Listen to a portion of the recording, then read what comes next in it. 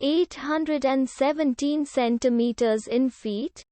First of all, we need to know the value of 1 centimeter in feet.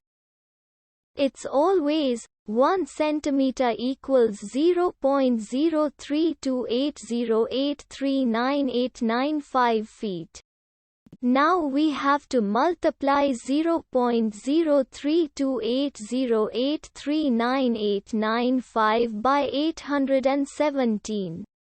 Therefore, 817 centimeters times 0.03280839895 feet equals 26.8044619421 feet.